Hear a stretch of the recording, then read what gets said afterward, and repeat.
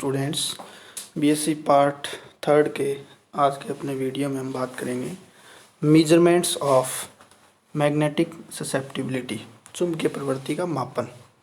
कई सारी इसकी विधियां हैं, जिसमें से अपने सिलेबस में दो विधियां हैं, फैराडे मेथड और गॉय मेथड। सबसे पहले हम बात करते हैं फैराडे मेथड की।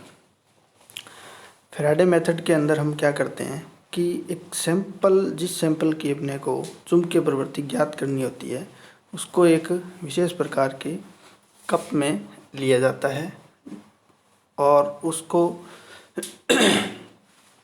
एक बैलेंस द्वारा उसको वे किया जाता है। पहले उस सैंपल को विदाउट यानी कोई भी चुंबकीय क्षेत्र लगाए बिना वे किया जाता है और उसका वेट ले लिया जाता है। माना कि वो उसका वेट है W1 ग्राम।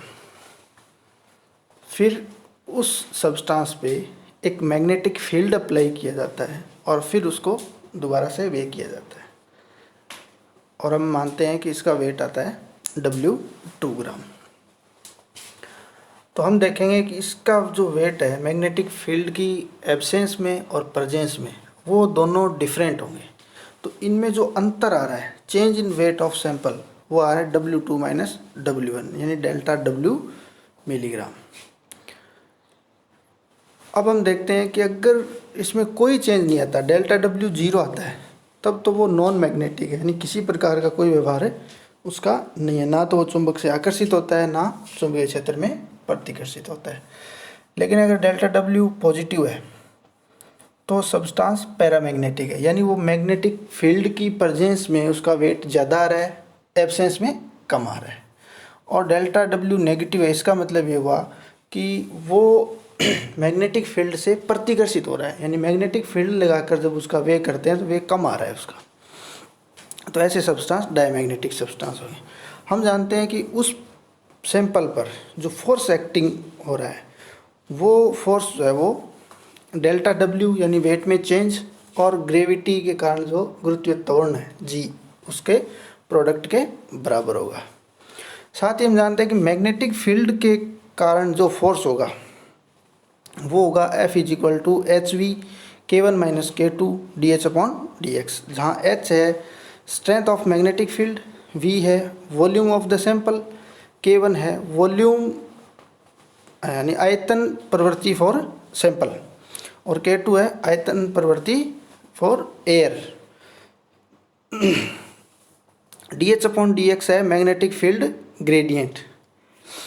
अब समीकरण 1 और 2 से हम देखें तो इन दोनों इक्वेशन को हम, यानी दोनों उस पर अप्लाइड फोर्स के बराबर है, यानी फोर्स दोनों इक्वेशन को हम बराबर रख सकते हैं।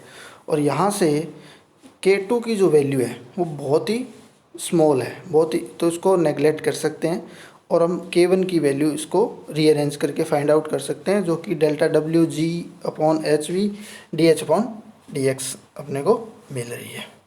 अब अपने को अगर मास यानी चुंबकीय आयतन प्रवृत्ति को अपने को द्रव्यमान प्रवृत्ति में परिवर्तित करना है, तो हम इसे डेंसिटी से भाग लगा देते हैं। अगर मोलर मैग्नेटिक ससेप्टिबिलिटी निकालनी है तो हम इसको क्या करते हैं कि द्रव्य से जो डेंसिटी से भाग लगाने के बाद उसको मोलर मास से गुणा कर दिया जाता है।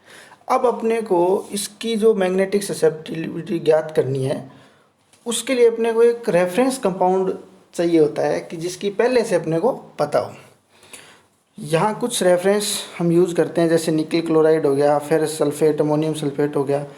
लेकिन एक बहुत ही महत्वपूर्ण जो सबसे ज़्यादा यूज़ होता है वो है टेट्राथायोसाइनेटो, मर्करी टेट्राथायोसाइनेटो कोबाल्टेट सेकंड।